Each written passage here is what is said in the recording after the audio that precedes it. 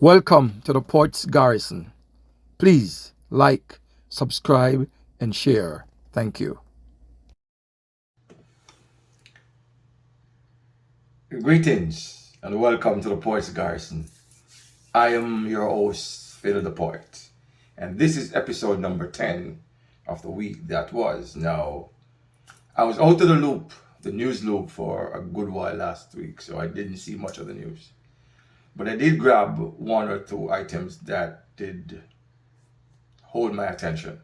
And so as soon as I was able to get access to the internet, I had to grab information to see what was going on. Now, there was the issue of the Brinks truck, for want of a better term, the armored vehicle being robbed, one more being robbed in Jamaica. And it seems to be a trend, and you have to go wondering what's going on and what necessary steps need to be taken to curb this spate of robberies and people being shot at and killed and targeted. It's not good. But the item that grabbed me the most was a video clip I saw of the finance minister, Nigel Clarke, in Parliament during closing his budget presentation, going on about something that the opposition leader Mark Golding had said previously, and we referred to labor rights as fools. Now, the finance minister bleeped the word that was used before, fools, and I was really curious as to what word did he use. I tried to reach out to say, hey, what word did he use? I was for a moment thinking, did he use Java F-bomb? Did he use the F word for real? And I mean, because I was wondering what, but anyway, this is what I saw when I got into the news. And let us play to see what we can find it. By the way, Madam Speaker,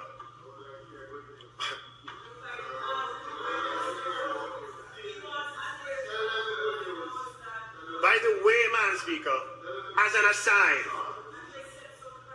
I saw a clip yesterday when the opposition leader referred to labor rights, Madam Speaker, or those who identify with a particular party known as the Jamaican Labour Party. And I can't say the words, but he said, beep fools. Beep fools. Call them beep fools.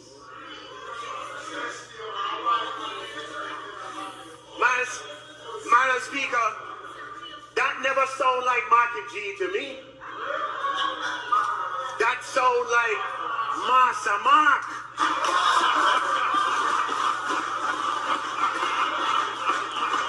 Massa Mark, Madam Speaker. Anyway. Now, you can hear that he repeat the racial slur, Massa Mark, more than once. More than once he referred to the opposition leader with the racial, really racist term, Massa Mark. And we know what Massa means. Now, I had to go find out what is it that the opposition leader had said. What was the word he used? I had to go find it out, and here's what I found out. And of course, the labor right, they must say, we are sabotaging. That's a damn fool. Madam Speaker, it seems to hurt them, Madam Speaker. He used the word damn? Really, Mark?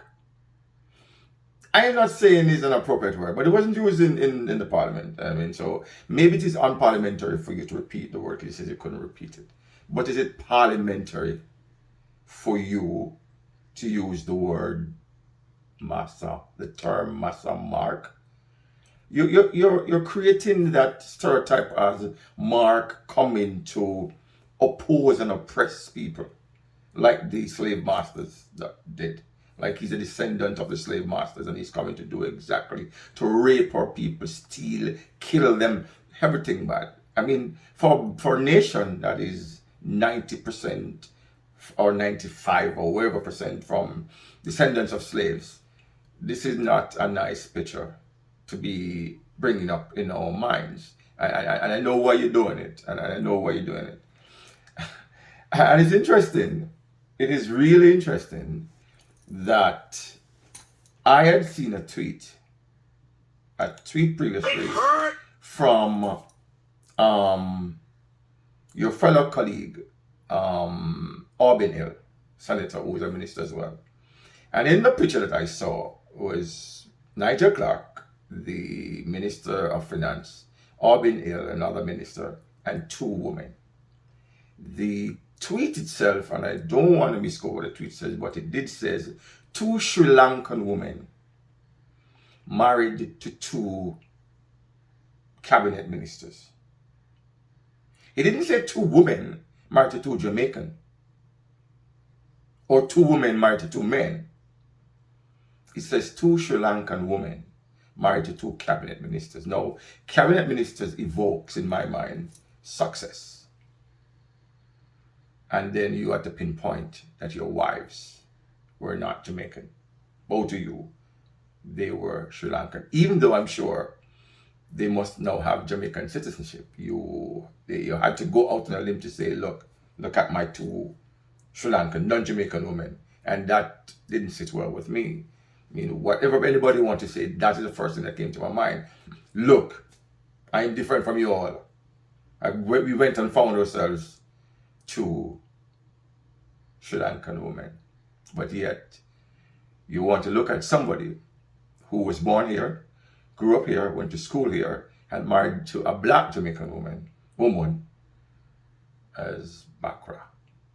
So he's trying to be more like us, while you, Minister, is trying to be less like us. Even your accent, your tone. The other day you quoted a song and you didn't even get the words right. That's how much ingrained you are in the Jamaican culture.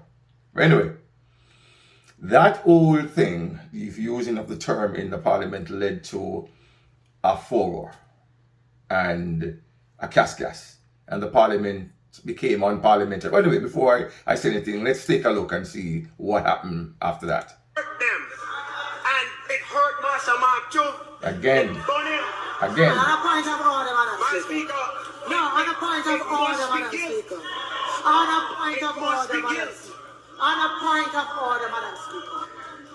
So MP Brown Burke is on the floor standing. Two persons cannot stand at the same time. I am sure she's sitting or standing exactly in front, almost exactly in front of the minister. He ignores her and proceeds, or tries to proceed with his presentation. Now let's see how the Speaker of the House, who is supposed to be the referee, even though she's selected by one side, let's see how she dealt with this matter. Madam Speaker, I believe that the Minister of Finance, in terms of, shut him out and let me talk. I know you can. I know you would have a problem with that. I know you would have a problem with that. I know you would have a problem with that. No, I know you would have a problem with that. I know you would have a problem with that. I've made a second saying yes. I have not made my point. I rose my point of order, and I want to be heard. Point of order, Madam Speaker. A point of order, Madam Speaker. I haven't said what I needed to say. No, the member has used unparliamentary language No, but in that the is Honourable exactly House what I was by raising. It is the indicating same point that I the was member making. should shut his mouth. Who is That's the Minister of unparliamentary Finance language referring to for which he as must Massa withdraw. Mark?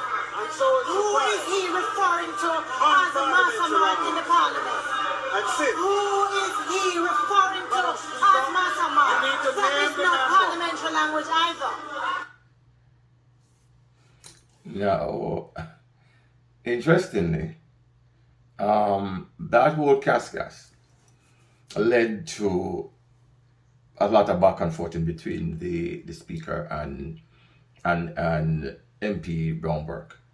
Interestingly, to my mind, is she rose to raise a point of order about the minister's use of the term Bakra Massa, or Massa Mark, sorry. And while she was up, somebody was shouting because the speaker has terribly, clearly lost control of the house. And in football, it's a term that says you bring the game in disrepute. The speakers clearly brought the parliament into dispute. And she rose to raise a point of order. Somebody yelled or said something to her, and she lost it and said she deserved a yellow card. But the minister also deserved a card. But the speaker, as usual, showed her true colors and showed which side she was on, and went all out on a limb for shut your mouth and let me talk, as opposed to Bakra Master, which wasn't even a slip of the tongue because it was said 3 times and he was reading from a prepared speech. If you notice, the speaker had said that 2 wrongs did not make a right. So clearly, she was acknowledging at first that they were both wrong. But then under pressure from her side, she went off and didn't say much more. Now, to my mind, we need a new speaker. This kind of thing happens too often. This again led to the opposition walking out of the house. They tried to get the speaker to allow MP Bromberg to raise her point. She was about to withdraw the statement she made, but she didn't want to do it under the terms. She didn't just want to go and say that withdraw. She wanted to explain, and I wasn't allowed to her, so they walked out. And again, the mockery that Parliament has become. MP George Wright, who was supposed to be independent, went and sat in the opposition leader's chair. Now, if Nigel, or Minister Clarke, is the gentleman that he tries to set himself up to be, a little bit of a nerd, as if you might say so. But if he is the gentleman, his character should have said to him, having caused that furor, when he got up again to speak, he should have then at least said something. But one can argue that they left the house, so there was no need for him to apologize in there. But let's see what happens at the next sitting. Now, I don't call these people honorable because that title is foisted upon them. They have made this so-called honorable house into worse than Coronation. If you hear the back and forth, you can hear Bobby Montague clearly yelling his racial whatever across the floor. It just don't work, and it's going to backfire. It's going to backfire on it's going to backfire somehow, because there seems to be a lot of racial tones being pushed. If it was a black man, if it was Philip Powell, for example, who had said they were damn fools, would he have been called Bakra Philip? I'm sure not. So we clearly see where they're going with this, and it's distraction again. So it's distracting from the matter of hand, the gravity. You're moving to something. It's distraction. It's changing the narrative, and it's not going to work. But the Parliament cannot speak to people. These are the people who make laws for us. They can't sit and speak to people and then carry on and behave like this themselves. They need to do better. All of them need to do better. It's just not acceptable.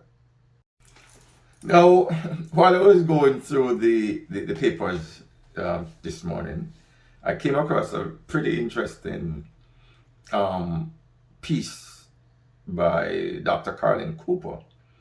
And I'd like to read the last 3 paragraphs in closing this video. And it says, Warrington, Everett Warrington, probably didn't study West Indian history in high school or at the former College of Arts, Science and Technology. Clarke probably did. In any case, as a Rhodes Scholar, Clarke should be bright enough to teach himself Jamaican history. But as Muntabaruka announced so wickedly in 2015 on one of his Stepping Razor radio programs on IRA FM, some Rhodes Scholars do not honor their own culture. Cecil Rhodes, who the scholarship is named after, killed thousands of Africans. The place is now called Zimbabwe. It was once called Rhodesia after Cecil Rhodes, who killed thousands of people, like King Leopold in the Congo. But black people are very proud to get the Cecil Rhodes Scholarship. We love when we are honored by our slave masters. Mark Golden is trying his best to do in politics what his father and grandfather did in medicine, healing the nation. Instead of desperately trying to undermine Golden on fraudulent grounds, out of order Jamaican Labour Party parliamentarians should confront their fear of losing the next general elections. They should listen to the cautionary words of Andrew Onus. There must never be any political compromise about the rule of law. And I agree totally with Dr. Cooper. Now, as I said before, our parliamentarians need to do better. I've seen where just a while ago I saw an article with our IG post that says the opposition leader has not apologized for his use of the term damn fools. No, the ball is in the court of Nigel Clarke to do the necessary and do the right and proper thing and show what kind of character he really is made of. Now, that's it for me for this week. Thank you for watching and listening. As I always says, I ask you to like and share and subscribe to my channel if you haven't done so as yet. And as always, I want you to enter into next week in a positive frame of mind, thinking you can conquer the world. Mother Nature gives us all a bucket or many buckets of paint. We just need to choose our paint and paint the world the way we want it. Until next time, as always, one love, manners, enough respect.